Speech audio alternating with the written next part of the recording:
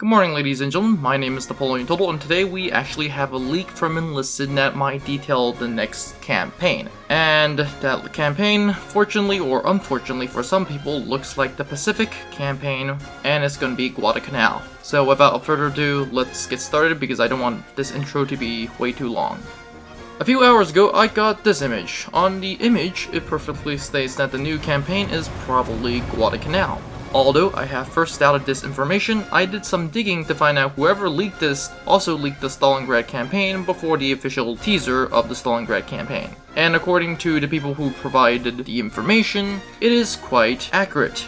Honestly, this is quite sketchy, but let's just pretend that what the person who gave this image to me is, what he's saying is true. Honestly, if you really think about it, it's not out of the reach for Enlisted, especially when they have been teasing that a Pacific campaign in Guadalcanal is very highly possible. That is kind of Enlisted way of saying it might be the next campaign. Honestly, when I first heard the news, I had mixed feelings. I honestly wanted a campaign in China because so many games have done Guadalcanal that has actually become repetitive. Also, I don't want to play the Americans for the third time. Well, at least some of you don't want to play the Americans for the third time. That said, I'm quite happy about the new campaign if it makes it into the game because let's be honest, it's the Pacific campaign. Almost everyone in Enlisted wants a Pacific campaign.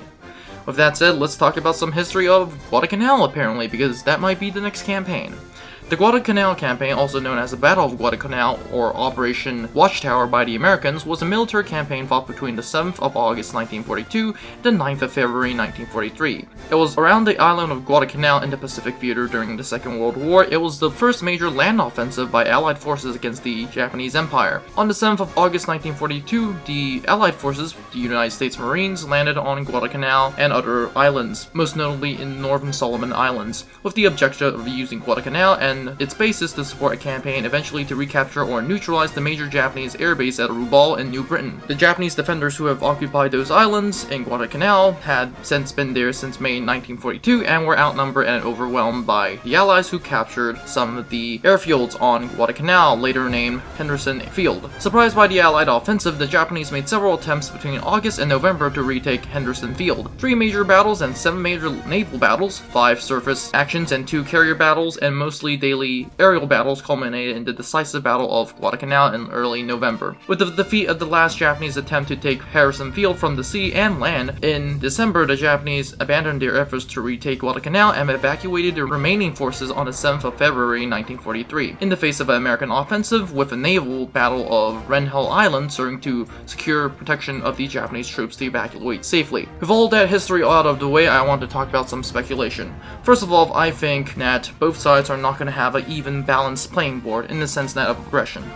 If it's a campaign progression that Enlisted will be using, which there's obviously at this point no doubt of it, I believe that it serves its best interest if both sides can have historically accurate campaigns. For example, the Americans at this point are still going to be using Springfields with some grants and a lot of weapons that you would see in Normandy, and especially with the Thompson and the Sten. Most notably, I don't want to give the Sten again to the Americans, but hey, just give the Sten. It's because there were Australian troops present at the island.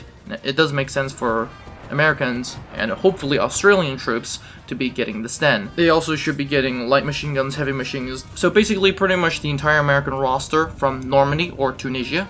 And yeah, that's honestly that. Just take the American roster from Tunisia and some from Normandy and post it in the Pacific. It's honestly no surprise. I've already talked about it in my previous Pacific videos. That said, I do believe that it serves Japan's best interest to keep it historically accurate, and that we give Japan a lot of bolt-action rifles instead of the American semi-automatic weapons. As of right now, historically, the Japanese did not have semi-automatic weapons. Therefore, I really do like to see Enlisted tweaking some mechanics like bigger speed buffs, melee, stuff like that. Japan does have a pretty good SMG and some pretty good light machine guns in terms of the Type 100 SMG and the Type 99 light machine gun. Both are pretty good. Honestly, I do see them used in the later game, but honestly, I do hope that they make their entrance into Enlisted earlier because Japan is really going to have a lot of suffering to do with, especially if it comes to the firepower department. But that said, I really do hope that Japan is focused on other parts like melee weapons, camouflage, night battles. We already seen in the mod that we could easily implement night battles, so at Guadalcanal, which, by the way, a lot of night battles during Guadalcanal occurred, not only on land, but on sea,